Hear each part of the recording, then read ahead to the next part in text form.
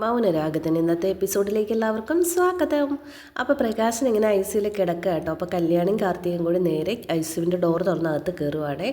അപ്പോൾ പ്രകാശൻ ചോദിക്കുക, മക്കളെ എന്തായി തീരുമാനം? അപ്പോൾ കല്യാണി പറയുക ചിരിച്ചുകൊണ്ട്, തീരുമാനം അച്ഛൻ ആഗ്രഹിച്ച പോലെ തന്നെയാണ്, ചേച്ചി കല്യാണത്തിന് സമ്മതിച്ചു. പ്രകാശനാണ് ഭയങ്കര സന്തോഷമായിട്ടാണ്. പ്രകാശൻ പറയാ, എന്നാലും എൻ്റെ കാർത്തിക മോളുടെ വായിൽ നിന്ന് അതെനിക്കൊന്ന് കേൾക്കണം. അപ്പോൾ കാർത്തിക പറയുക, കല്യാണി പറഞ്ഞത് തന്നെയാണ് എനിക്കും പറയാനുള്ളത്. ഒരു കല്യാണത്തെപ്പറ്റി ചിന്തിച്ചിട്ടില്ല, അച്ഛന് വേണ്ടിയിട്ട് ഞാൻ അതിന് സമ്മതിച്ച് കൊടുത്തതാന്ന് കാർത്തിക പറയാം. അപ്പോൾ പ്രകാശൻ പറയാം, അച്ഛന് വേണ്ടിയിട്ടായാലും മക്കൾക്ക് വേണ്ടിയിട്ടായാലും നല്ല തീരുമാനമാണ്. നിൻ്റെ അനിയത്തിമാർ രണ്ടുപേരും വിവാഹിതരായി കുട്ടികളും കുടുംബവുമായി സുഖമായി ജീവിക്കുന്നു. നിനക്കും വേണ്ടി അങ്ങനൊരു ജീവിതം. അച്ഛൻ അത് കാണണമെന്നുണ്ട്. കല്യാണി പറയുക, അതിന് തടസ്സമൊന്നുമില്ല ചേച്ചി. മൂളിയിട്ടുണ്ട്. അച്ഛൻ ഒരു കാരണവശാലും വിഷമിക്കേണ്ട, ഞാനും കിരണേട്ടനും കൂടി സ്പീഡായിട്ട് കാര്യങ്ങൾ നോക്കിക്കോളാം എന്ന് പറയുക. അപ്പോൾ പ്രകാശൻ പറയാം, ഇപ്പോൾ ശരിക്കും പറഞ്ഞാൽ നല്ല ആശ്വാസമുണ്ട്. നിൻ്റെ കല്യാണം മുന്നിൽ നിന്ന് നടത്തിയിട്ട് വേണം അച്ഛനും മുകളിലോട്ട് യാത്ര. അതും കൂടി കണ്ടിട്ട് അച്ഛനെ ദേവി അങ്ങ് വിളിക്കുകയുള്ളൂ എന്ന് പറയാം. അപ്പോൾ കാർത്തിക പറയും, കല്യാണം കണ്ടാലും വിളിക്കില്ല അച്ഛൻ ഞങ്ങളുടെ ഒപ്പം ഒരുപാട് കാലം ജീവിക്കും എന്ന് കാർത്തികൻ പറയും കേട്ടോ.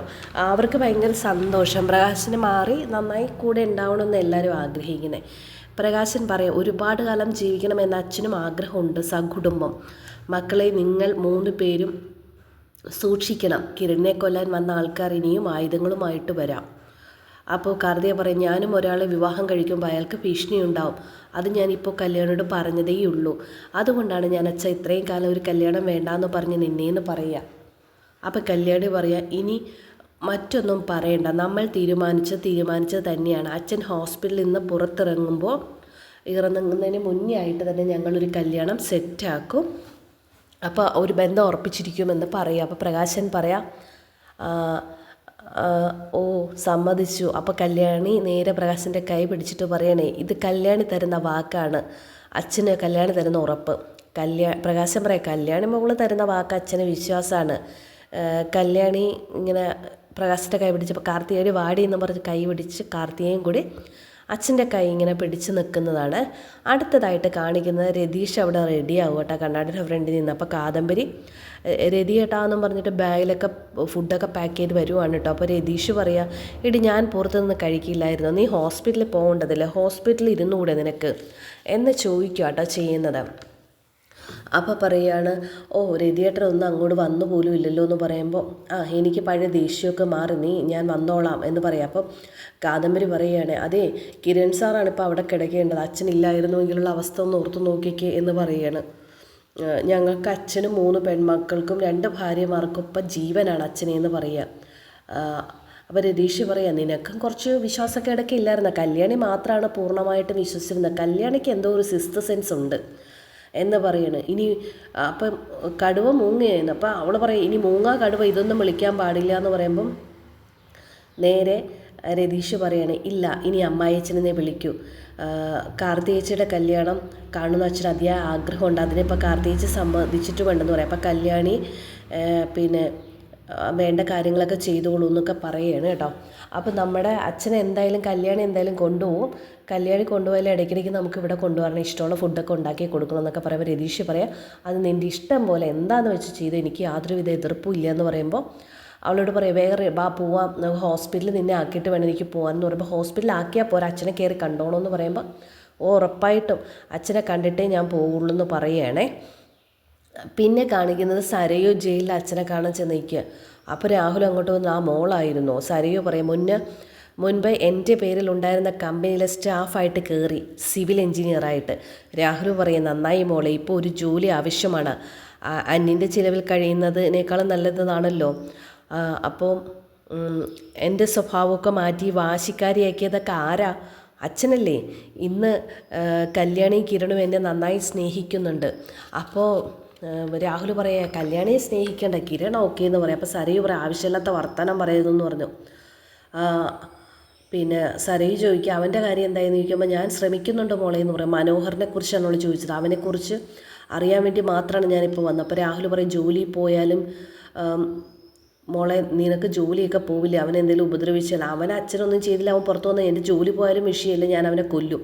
ജയിലിൽ പോയാലും പ്രശ്നമില്ല. എൻ്റെ മോളെ സംരക്ഷിക്കാൻ ഞാൻ എൻ്റെ മോളെ ആൻറ്റിയുടെ വീട്ടിൽ നിർത്തിയിരിക്കുന്നത്. കിരണം കല്യാണി സ്വന്തം മോളെ പോലെ അവളെ നോക്കിക്കോളും. നമുക്കാണ് നമ്മുടെ കുഞ്ഞായിട്ട് കാണാൻ ബുദ്ധിമുട്ട്, അവർക്കൊരു പ്രശ്നവും. രാഹുൽ പറയും ഈ തിരിച്ചറിവ് നിനക്കുണ്ടായിരുന്നെങ്കിലെന്ന് ചോദിക്കുമ്പോൾ സരിയു പറയും മിണ്ടിപ്പോകരുത്, ഒതുങ്ങി ജീവിച്ചു പോലും, നിങ്ങൾ കാരണമാണ് ഇങ്ങനെയൊക്കെ സംഭവിച്ചതെന്നൊക്കെ പറഞ്ഞിട്ട് അച്ഛൻ്റെ നേരെ അവൾ ഭയങ്കരമായി ദേഷ്യപ്പെടുവാണ് കേട്ടോ. നിങ്ങൾ സ്വന്തം അമ്മയുടെ അടുത്തുനിന്ന് ഒരു കുഞ്ഞിനെ എടുത്തിട്ട് നിങ്ങളുടെ ഭാര്യയുടെ അടുത്ത് കൊണ്ടുവന്ന് കിടത്തിയവനല്ലേ? ആരാ അതൊക്കെ ചെയ്തത്? ഈ തെറ്റിദ്ധാരണയൊക്കെ ഉണ്ടാക്കിയത് ആരാ? ഞാൻ അമ്മയെന്ന് വിളിച്ച വളർത്തമ്മ നിങ്ങളെ ശപിച്ച് ജീവിക്കുകയാണെന്ന് സരിയു പറയുവാണേ. അപ്പോൾ രാഹുൽ പറയാം അവൾ ഇടയ്ക്കിടയ്ക്ക് വരുന്നുണ്ട് എന്നെ ശപിക്കാൻ വേണ്ടിയിട്ട്. എങ്ങനെ വരാതിരിക്കും? വരണമല്ലോ, നിങ്ങളെ ശപിക്കണം. നിങ്ങളും മനോഹറും കണക്കാണ്. നിങ്ങളെ മനോഹറെ പോലെ എത്ര പേര് ചതിച്ചിട്ടുണ്ടെന്നാവുമെന്ന് അറിയാമെന്ന് ചോദിക്കുമ്പോൾ പറയില്ല. രാഹുൽ പറയും ഞാൻ താരയെ മാത്രമേ ഉള്ളൂ, ആർക്കറിയാം, എൻ്റെ ഒരു അമ്മ മാത്രം പോരെ ഉദാഹരണമായിട്ട്, എത്രയോ പേര് നിങ്ങൾ ചതിച്ചിട്ടുണ്ടാവും. സരയു ഇതൊക്കെ പറഞ്ഞിട്ട് സരയു അങ്ങ് പോവുകയാട്ടോ ചെയ്യുന്നത്. അപ്പോൾ നേരെ രാഹുൽ വരുമോ പണി ചെയ്യുന്ന സ്ഥലത്തേക്ക് വരുമ്പോൾ വിക്രമും ഗംഗപ്രസാദും കൂടി ചോദിക്കുക ആരാ ആങ്കിളെ വന്നതെന്ന് ചോദിക്കുമ്പോൾ എൻ്റെ മോളാടാ സരയുവാ വന്നതെന്ന് പറയാം. അപ്പോൾ അവൾ വന്നത്, അപ്പോൾ വന്ന കാര്യങ്ങളൊക്കെ ഇങ്ങനെ പറയുകയാണ്, അവൾ ജോലിക്ക് കയറിയ കാര്യങ്ങളും ഒക്കെ പറഞ്ഞിട്ട് പറയണേ. അവൾ ചോദിച്ചത് ഇവനെ കൊന്നില്ലെങ്കിൽ ഇവൻ കുഞ്ഞിന് അവകാശവും പറഞ്ഞ് വരില്ലേ എന്നൊക്കെ പറയുമ്പോൾ നേരെ മനോഹർ വന്നിട്ട് പറയും കുഞ്ഞിനെക്കുറിച്ച് വല്ലതും പറഞ്ഞോ എന്ന് ചോദിക്കുമ്പോൾ അവർ തമ്മിൽ ഒരു ക്ലാഷ് ഉണ്ടാവുകയാണ് കേട്ടോ ചെയ്യുന്നത്. അടുത്തതായിട്ട് കാണിക്കുന്ന കല്യാണി ബെഡ്റൂമൊക്കെ ഇങ്ങനെ ഷീറ്റൊക്കെ വിരിച്ചിട്ട് നിൽക്കുവാണ്. ആ സമയത്ത് കിരൺ കയറി വരും. അപ്പം എനിക്കിന്നൊരു കത്ത് വന്നിരുന്നു, കണ്ടിരുന്നതെന്ന് ചോദിക്കുമ്പോൾ ഇല്ല, ഞാനത് പറയാൻ വിട്ടുപോയി, കല്യാണി സൈറ്റിൽ പോയ സമയത്തായിരുന്നു എന്ന് പറഞ്ഞിട്ട് ആ കത്തെടുത്ത് കൊടുക്കുക. അപ്പോൾ ആരെ കത്തയച്ചത്? കിരൺ സാറ്, ജയിലിൽ നിന്ന് മനോഹർ. അതേ ആഗ്രഹമുണ്ട് സാറേ എനിക്ക് മോളെ കാണാൻ വേണ്ടിയിട്ട്. സാറും കല്യാണി ഈ കത്ത് കണ്ടു കഴിയുമ്പോൾ കത്തിച്ച് കളയുമെന്നറിയാം, എന്നാലൊരു കുഞ്ഞ് എൻ്റെ മനസ്സിൽ കുഞ്ഞ് ഭയങ്കരമായിട്ട് പതിഞ്ഞു പോയതുകൊണ്ട് എനിക്കൊന്ന് കാണണമെന്ന് ആഗ്രഹമുണ്ട്. സരയുടെ അച്ഛൻ 2 പ്രാവശ്യം എന്നെ ഇവിടെ വെച്ച് കൊല്ലാൻ ശ്രമിച്ചു ജയിലിൽ വെച്ച് എന്നൊക്കെയുള്ള കാര്യങ്ങളൊക്കെ കത്തിൽ എഴുതിയിരിക്കുന്നത് കേട്ടോ. അപ്പോൾ ഇവർ രണ്ടുപേരും കൂടി പറയാം ശരിക്കും പറഞ്ഞാൽ അവൻ ആത്മാർത്ഥയോടെ എഴുതിയതാണെങ്കിൽ പോലും നമുക്കിപ്പോൾ ഒന്നും ചെയ്യാൻ പറ്റില്ലല്ലോ എന്നൊക്കെ പറഞ്ഞിട്ട് കുറേ പെണ്ണുങ്ങളെ ഇവൻ ചതിച്ച കാര്യങ്ങളും അങ്ങനെയൊക്കെ സംസാരിക്കുക കേട്ടോ. അപ്പോൾ കിരൺ പറയാം അതെ നമുക്ക് എന്തായാലും കിടന്നുറങ്ങാം, നാളെ രാവിലെ കാർത്തികേച്ചിയുടെ കല്യാണത്തിൻ്റെ കാര്യങ്ങളൊക്കെ നോക്കണ്ടല്ലോ, അപ്പോൾ നാളെ പെണ്ണ് കാണാൻ വരുന്നല്ലോ, ഒരുക്കാൻ പോകണ്ടല്ലേ. അപ്പോൾ കല്യാണം പറയാം ശരിയാ, നാളെ ചെക്കനും പെണ്ണിനും ഇഷ്ടപ്പെട്ട് കഴിഞ്ഞാൽ നിശ്ചയവും കല്യാണമൊക്കെ ഉടനെ തന്നെ നടത്തണം എന്നൊക്കെ പറഞ്ഞിട്ട് അവർ രണ്ടുപേരും ബെഡിൽ ഇരുന്നിട്ട് മനോഹറിൻ്റെ കാര്യങ്ങൾ, മനോഹറിനെ സരയിനും ഇഷ്ടമില്ലെന്നും സരയു മനോഹറിനെ കണ്ട കൊന്നു കളയുമെന്നുള്ള ആ ഒരു കാര്യങ്ങളൊക്കെ അവർ സംസാരിച്ചുകൊണ്ടിരുന്നിട്ട് അവരങ്ങനെ പതുക്കെ സംസാരത്തിൻ്റെ ഈ സരയുടെ കാര്യങ്ങൾ പറഞ്ഞിരിക്കുന്നതോടെ ഇന്നത്തെ എപ്പിസോഡ് അവസാനിക്കുകയാണ്. അപ്പോൾ ഇന്നത്തെ എപ്പിസോഡ് ഇഷ്ടപ്പെട്ടെങ്കിൽ എല്ലാവരും ലൈക്ക് ചെയ്യുക, ഷെയർ ചെയ്യുക, സബ്സ്ക്രൈബ് ചെയ്യുക. അടുത്ത എപ്പിസോഡ് കാണാൻ കേട്ടോ. എല്ലാ കൂട്ടുകാർക്കും ബൈ ബൈ.